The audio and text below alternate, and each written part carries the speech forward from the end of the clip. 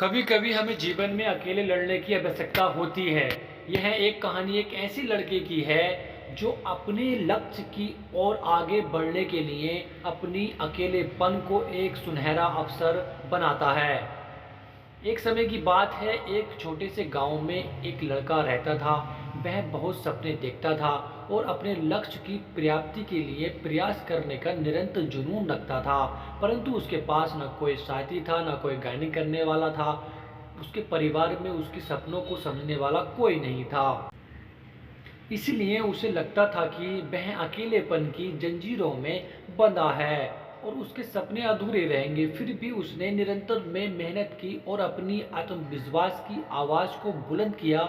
उसकी इच्छा शक्ति और संघर्ष ने उसे सही दिशा दिखाई, आगे बढ़ने की शक्ति दी। एक दिन उसने अपने गांव के बाहर एक पुस्तकालय का पता चला।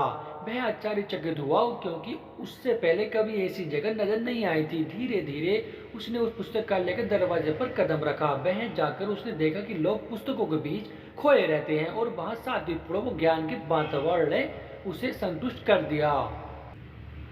अपनी उत्कृष्टता को पहचानते हुए उसने ने लिया निर्णय कि वह पुस्तकालय में समय बिताएगा। धीरे धीरे वह पुस्तकालय की विभिन्न विभिन्न किताबों को पढ़ने के लगा और नई दुनिया की खोज में निकल पड़ा।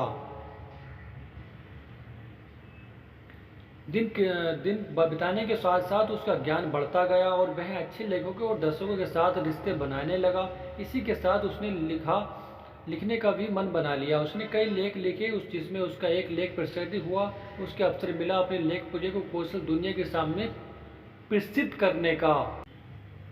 वह लड़का जिसने कभी अकेलेपन को एक रुकावट समझा था, अब वह एक प्रेरणादायक उदाहरण बन गया।